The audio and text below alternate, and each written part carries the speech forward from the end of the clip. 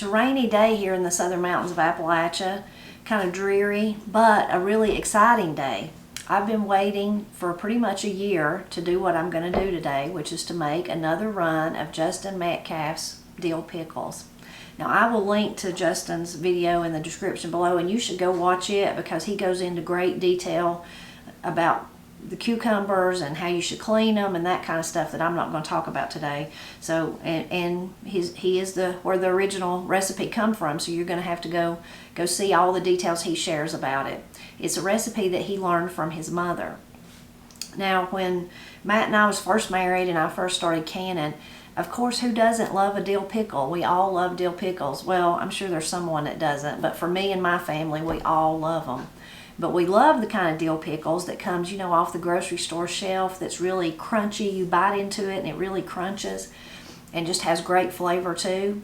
Well, from the very beginning, when Matt and I started growing a garden, making a garden every year, I wanted to make those dill pickles, and I tried all kinds of recipes. I tried the Ball Cannon book recipe. People would give them to me and say, this is the one my grandmother made, or this is the one I've always made. And some were better than others, but the problem with all of them were they didn't keep their crunch. So maybe the pickle would be good, maybe 3 or 4 days after you canned it. I don't know. I didn't open the jar. But if you waited a few months, like is typical for us, we can stuff during the summer. We put up the bounty of the garden, and then a lot of times we don't open those jars until later in the year. Maybe you think about it might be November or December. By the time you're pulling those pickle jars off the shelf and actually eating them. And what would happen is they would all just be mushy. They might taste good, but they just were mush. They just were not pleasant to eat. Now, I do make another pickle that stays really crunchy, and I've been making it pretty much since Matt and I was married. I learned about it from his mother, Miss Cindy, and it's 14-day pickles. I have a recipe or a video that I share the recipe in, share all those 14 days of making pickles, and I'll link to that one.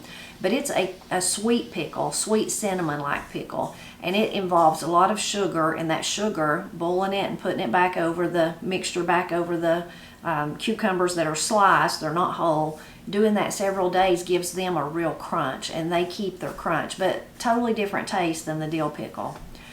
So probably about 3 years ago, maybe 4 years ago, I thought, well, maybe I'll try a fermented dill pickle and I'll see how that goes. So I had I got Granny to give me some of her big old, I guess pickles come in them originally, but what Granny used to use them for was tea, if we made sweet tea, big glass gallon jars, or for a long time Granny and Pat bought milk, whole milk, real milk from a couple at church, and we'd take those jars and exchange them each Sunday for the next 2 gallons of milk. So I knew they were probably down at Granny's somewhere, and I went and found them, and she was glad to give them to me. She wasn't using them. And I cleaned them up good, and I got me a fermented dill pickle recipe, and I made them. And just made them in that big jar. I let them ferment on the counter, and then instead of worrying about trying to can them or anything like that, I just put them in the refrigerator. Matt and I are very fortunate that we have an extra refrigerator in the basement kind of for overflow. So I just thought I'll just put them in there and we'll eat on them. I'll just have to go back and forth, take them back, bring them up here until we get them eat. If they were any good, that was my plan. Well, they were pretty good. And we enjoyed them, and we eat them all, eat the whole gallon, through the winter. Just every time we'd have hamburgers or something like that and want a dill pickle, somebody'd have to go to the basement and carry up the big jar, and we'd eat it, as many as we wanted, and then we'd take it and put it back. And we eat them all like that. And they were good. They were the best that I had ever made. So I was like, that's going to be my go-to recipe. So I did use that recipe since then, and then also I did carrots like that with that same recipe, and those were really good too. Well, then last year I was watching one of Justin's videos, and I seen that he was making pickles. So I watched his video, and he even has, and I'll try to link to it too if I can find it, he even has a little teaser video that was talking about the main video where he shows how to make the pickles, and it's just a little short video. But in it, the whole point of it is he crunches down on the pickle, and you can hear it through the video, and then he says that was, a year-old pickle or last year's pickle or whatever. So he's kind of like proving it keeps its crunch. Well, after I watched his video, it seemed so simple. I thought, there's just no way that it could be that good. And you know, but what have I got to lose? I'm just going to try it and see, because it is so simple. It won't take me no time. Well, that day, Matt and Katie had went off fishing somewhere, and I was here by myself trying to, this time of the year, the bounty of the garden coming in, you're just constantly trying to preserve it, you know, to make sure none of it goes to waste. And I was doing that. I don't remember what I was making that day, but then I had some cucumbers. I knew that I'd really left too long in the refrigerator, and I was going to have to do something with them. To make matters worse, I'd let them get on the big side. They weren't small cucumbers you usually think of for pickling. They were big cucumbers. I thought, well, that's just it. I'm going to get those out, and I'm going to make that recipe of Justin's, and I won't even worry about it. I made 4 quarts is all. I'll just do it, forget about them, and we'll see if they're any good. Well, again, it was probably, like I said, November, or end of November, 1st of November, before I actually opened. We was having hamburgers one night, and I thought, I wonder if those pickles were any good. I'll get them out and try them. They were so good. We all loved them. They had that wonderful crunch. They had a wonderful dill flavor. They were just so good. Only problem was I only had 4 quarts of them. So we ate them sparingly, trying to save them, all that goodness, you know, kind of doling them out a little bit at a time all winter. And probably a month ago we finished off the last jar, and we're kind of in mourning because we enjoyed them so much. So I said, I'm just going to have to wait till cucumber season is here again, and I'm going to have to make a whole lot more jars than 4 jars to make us through the winter so that we can eat all we want to. Now, when it comes to the recipe, I'm going to share it with you, but again, you should jump over and watch Justin's video just because he shares more details than I will. But when it comes to the recipe, you'll see quickly as I begin to show it, it's what they call, I never knew this until this past year, a rebel cannon recipe. It's not, again, that Justin's mother created it to be a rebel cannon recipe. It's not that he thought it was one. It's not even that I think it's one. That's just the term that's being used now for old recipes like the one that Justin's mother used. And what that means is it's made differently than FDA cannon regulations would tell you to make it. So personal preference comes in here. You just have to do what you feel safe doing for your family. Now, one thing about these I think would be perfectly fine is to make just the 4 quarts or something like I did, to see if you like them. And if you're paranoid about the actual process of making them, pop them in the refrigerator once you're done, and then wait a couple of months and see what you think about them. And maybe you like them and you just kind of think of them as refrigerator pickles, and they just stay in your refrigerator. And that's a way to look at it if you're, you know, worried about it not being safe, as far as there's no water bath into it. It's the open kettle method of canning. Kind of a twist on that, but still basically that's what it is. Another way to tackle it, if you don't want to go the refrigerator route, but you'd still like to really make them, you could make them and then you could water bath them. Instead of, this is, like I said, the open kettle method. You could water bath them for 5 or 10 minutes, whatever you think would be good on that part. I don't know what would be good, but I would say no more than 10 minutes. And then, you know, maybe you'd feel safer about it if you wanted to do them that way. And Justin, even in the video, again, you should jump over there definitely and watch it. At the end of it, he even talks about, he like continues to the next day and shows which ones sealed and which ones didn't. None of them didn't seal. They're all sealed. But he says if you did have one that didn't seal, you could put it in the refrigerator, like I just said, and just enjoy it, you know, sooner. Or you could pop it in a water bath and heat it back up for about 5 minutes, and then it would likely seal. Unless something was wrong with, you know, sometimes if you have I don't know if you've ever done that, but the little edge of the jar, I've had like maybe a green bean jar not seal in the pressure canner, and then I've tried to figure out why, and I see there's a little nick out in the jar. That's why. So unless something was wrong with your jar or your tap or your ring or something like that, unless something was defective, then you'd need to do something, discard it or eat it quickly or whatever. But if everything was okay, then he's saying you could put it in the water bath for about 5 minutes, heat it back up, let it cool, and it would likely seal that time. One other thing I want to mention before I actually tell you the recipe, which is really, really easy and really quick, it won't take no time to tell you, is this year, if you are a canner, you've probably heard about, and you're on the internet any at all, you've probably heard and seen all these people talking about the vinegar, that all of a sudden they've noticed that the vinegar that you buy in the stores is not as acidic as it was. The percentage of it has went down. It's usually 5% vinegar. It's for some reason, a lot of the vinegar that you buy now has 4% on it.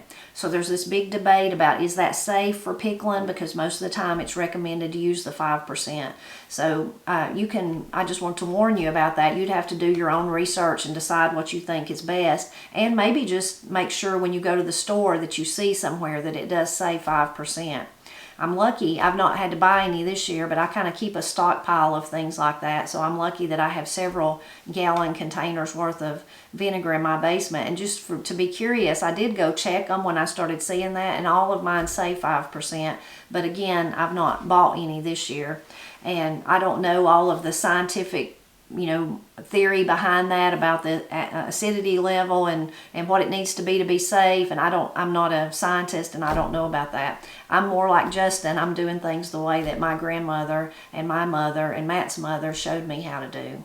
But do make sure that you look into that and make sure that you're safe. You never want anyone to be sick or to do something that might harm your family, especially if you just didn't even notice. That's the thing that a lot of people are upset about, is there was no announcement. There's no like big sticker on it that says, hey, beware, this is not what you're used to buying. It's just kind of put there, and then people are buying it and then realizing it after the fact. So now I'm going to tell you about the actual recipe. So of course you got to have your cucumbers. I've got a big bowl here, and I've got all different sizes. These are the best size, about like this, but I will remind you, I said earlier, in my little talk here, that I used big ones last year and they worked just fine. So I have one, or maybe probably more than one or two. Cucumbers are like squash and zucchini. They hide from you, and then when you see them, they're bigger than you want them to be. So I'm going to go ahead and use those. There's another, not maybe as long as that one, but definitely fatter, thicker through the middle. So I'm going to go ahead and use them. And in Justin's video, he also says you could slice them if you want to. But the main ones he done, and the ones I did last year, is just to use them whole, just to put them whole in the jars. So you got to have your cucumbers. Then you need alum, A-L-U-M. You need that. So I've got some right here. And you need dill weed. You can use, if you're lucky to have grow your own and have some fresh. I've got some. You need it. If not, like in the video, Justin says that year he forgot to plant any dill. So he's just using dill weed, dried dill weed that you'd get from the store, and he says it still turns out wonderful. So you could definitely use that. And then you need a clove of garlic for each jar. So Matt and I run outside and dug up some of our garlic. This is fresh garlic. I'm going to use it, but store-bought, anything that would work too. That would work fine too. And then of course you need your jars, and you need your lids and your taps. The mixture that's kind of what you put in the jar first, and then the mixture you're going to put on top of that is you're going to do 4 cups of white vinegar, 3 quarts of water, and 1 cup of pickling salt. And you're going to put that together. I've already got mine over here on the stove, and when we're ready to start, I'm going to turn it on and bring it to a boil, and then you can turn it off after that. I mean, you want it to be warm though when you put it in the jars. And the interesting part about Justin's recipe he shares in the video, this is the kind of the twist on the open kettle method. So the open kettle method of canning is when everything's hot. So your jars are boiling away in the water and they're piping hot. Your mixture, whatever it is that you're going to, maybe if you're doing tomatoes or jelly or whatever, it's boiling away and it's hot. And you put that hot liquid into your hot jar. I usually have my rings hot too, and warm, at least my taps are warm. And then you put it all together real quick, seal it up. I put mine under a towel to keep that heat in, and then as it cools, it seals and forms a vacuum, and that's open kettle method of canning. Again, FDA canning people will tell you not to do that, so you have to decide what you're comfortable with. But the twist on Justin's is that he fills the jar, fills it like right now. I'm going to start filling them here in a minute with the cucumbers, the garlic, the dill, and the alum. Puts the lid on. He heats his oven till 200 degrees, puts the jars, on a tray or something, puts them in the oven for about 10 minutes, lets them heat for 10 minutes at 200 degrees while he's kind of fixing the mixture on top of the stove and letting it come to heat and, come to a boil. Then he gets out those hot jars. They're not, super hot, not like you've been baking something for 450 degrees for 20 minutes or something, but they are warm. So you get out those warm to hot jars, you open them back up, pour the liquid in them, screw the lid back down tight, and then put them under the towel and let them till they cool, usually 24 hours, and then the next day make sure that they have sealed. So that's kind of the twist on the open kettle method that he's doing. And Justin doesn't say in his video if he sterilizes his jars first, so that may be the thinking, that you actually are sterilizing them in the oven. I know my father-in-law, Papa Tony, when he cans things, that's what he does. He doesn't want to fool with all that water, so he heats his jars in the oven. Some people heat them in their dishwasher if they have a dishwasher. I'm old school and I just do it like Granny, you know, like she did, and I heat mine in some boiling water if I'm doing it that way. Today, I have already sterilized all my jars. The main reason for me is I store my jars in the basement, and our basement is unfinished, and so it's dirty. Katie's workshop's down there, and sometimes a stray little mouse is down there and maybe crawling all over them, so I just feel better if I sterilize them. So mine are, I've boiled them in hot water. They're cool though now to the touch, but so from here on out I'm going to follow Justin's recipe. So first up, we're going to pick us out some cucumbers. I'm going to use that really big one, and I'm using largemouth jars just because it's easier to put them in there. Maybe I'll start out with some little ones and make it easy on myself instead of that big one. So I kind of think about putting them on the outside of the jar, and then putting one down in the middle. I think Justin even says that in his video, to kind of keep them tight. Now I think I've got some that are little. I think I can put some more down in there. You want them to try to get them to be down below the kind of the shoulder of the jar. That's what Justin said. I don't know if that one is, but I'm going to leave it. And now I'm going to put my teaspoon of alum down in there. I'm going to put me a garlic clove. And then for the dill, he says about a tablespoon of dill for quarts. I'm just going to break off some and put it down in there. Since I've got fresh dill, I'm not going to, and I don't even think you can have too much dill. I'm going to try to guesstimate about how much I think a tablespoon would be. And he was using dried too, so that might be different. Putting dill, fresh dill in the jar always makes it look so pretty. Any kind of herb like that, I think, makes it look pretty. And I guess, what is it they say? We eat with our eyes and with our taste buds in our mouth. I've got plenty of dill, so I'm going to put some more. Okay, now I'm going to seal it up, put it on my tray over here, and do another one.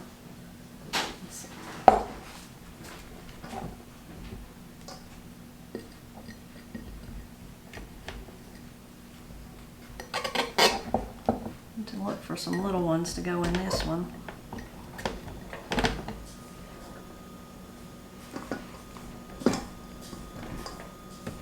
If I let myself, I get paranoid about how to do it, and then I start thinking, well, should I put that many in there? Should I put more? Should I cut one in half? What should I do? I do want to try to cut some of them up this year because I didn't last year, and I'm curious if they still stay as crunchy as the ones, the whole ones that I did. But I guess I'm just going to leave this one the way it is. Put me in Clark. I could put my dill in there first, might be easier with the cucumbers, but either way you do, it'll be fine and it'll work. Be careful. You better try to stay dry. Yeah. Katie's got to go for an appointment. I'm telling her to be careful because it's so rainy outside. Probably be a lot of, it's rained all day and rained during the night. Probably be a lot of standing water. And of course, it's always going to rain when you do something. Me and Matt actually put diatomaceous earth all over our cucumbers last night because we're fighting the squash beetles on the cucumbers instead of in the squash. And of course, then we heard it raining before we'd even went to bed. We're like, well, I guess it washed everything off that we put on it.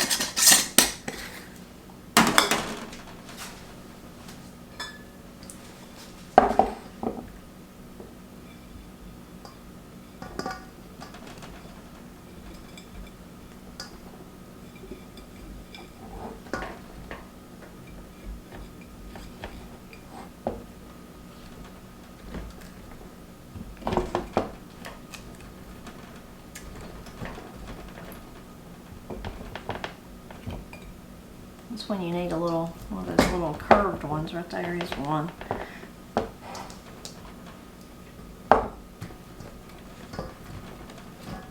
There's me another little one. If I could get that many in every jar, I'd be doing good. I still didn't put I might put 2 things of garlic in that one. Still didn't put my dill in there like I was supposed to. I was going to try adding it first.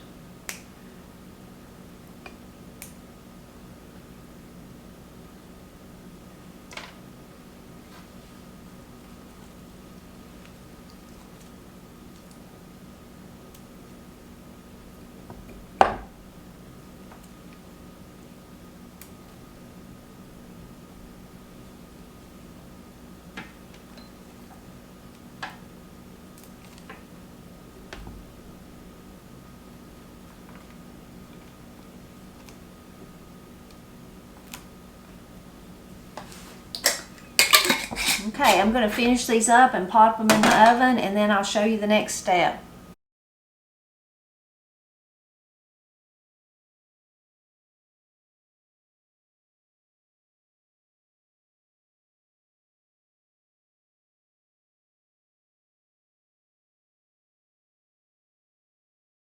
Got my mixture boiling. My jars are kind of hot to the touch, and now I'm going to start filling them with the liquid. I don't even know if I need that actually.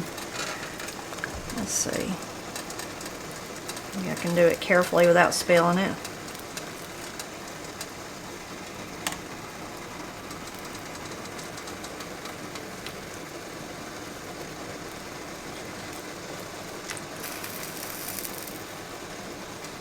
I don't want to put too much, but I was trying to cover them. I probably didn't get my cucumbers as low as they needed to be. And if you spilled any, you can wipe it off. If not, you can put the lid on it, set it over. I'll set it on my towel and go ahead and cover it up as I do the others.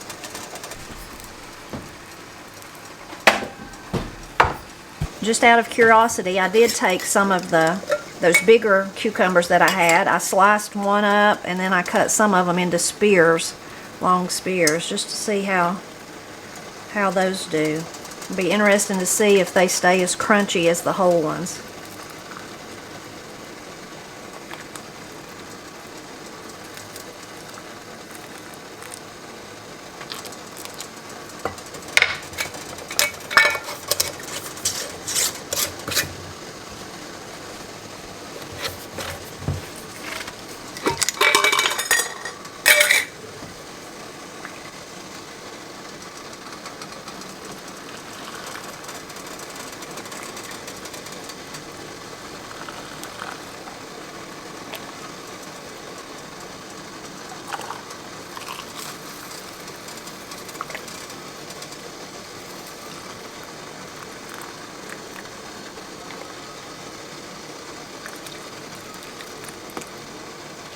Definitely did spill some on this one. I'm going to take my towel and wipe off the top.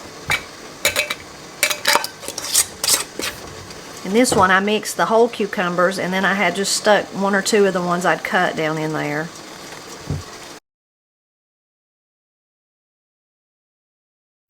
I got them all in the jars. I've got them covered up here. I'll show you one of them. They're really hot with that boiling water, but you can see how beautiful they look. They look beautiful. Even better, they're going to be so good to eat, I know, since we loved them so much last year. Be sure to jump over to Justin's channel and watch that video. I'll link to the whole video of how to make the pickles, and also the little short so you can see him crunch on the pickle and hear how crunchy it is. They have such a good flavor, and that crunch is really nice too. I especially love recipes like this, whether it's canning, preserving, or if it's, you know, something good to eat just for supper or a dessert or something like that, that's generational, that's been passed down. So I love it that Justin's mother taught him to make it, and I'm sure someone taught her to make it. Maybe it was her mother, maybe it was an aunt, I'm not sure, maybe it was a mother-in-law, somebody like that. But I really love that. I love how that knowledge is passed to one generation to the next. Again, it is a rebel. Now that I've learned that, it seems so weird to say a rebel canon recipe. But so you'll have to decide whether or not you want to try it. But I hope you will try it. And if you don't feel comfortable, just like I will do nothing else. This is it. I'm just going to leave them like this. I'll check them to make sure that it's sealed. And if they did, I'll put them downstairs on my canning shelves, and we'll just eat them as we go. But if you don't feel comfortable doing that, you could make a smaller amount, put them in the refrigerator. You could water bath them. You could try that route.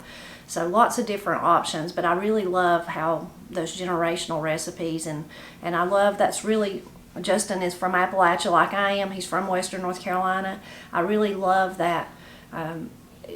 Just him sharing the recipe shares or highlights the wonderful culture that I'm so proud of and that I celebrate.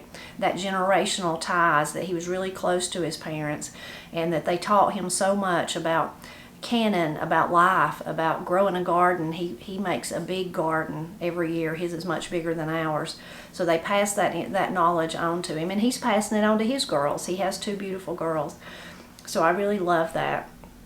And the old ways of doing things also, that's kind of part and parcel for the culture of Appalachia. So all of that really just kind of the icing on the cake, I guess. The recipe's a good one. The pickles are great, but then I love that knowledge of where it come from, that it come from his family. I hope one day to sit down with Justin and talk to him and interview him and share that with you. We've not been able to make it work out yet, but I know we will in the future.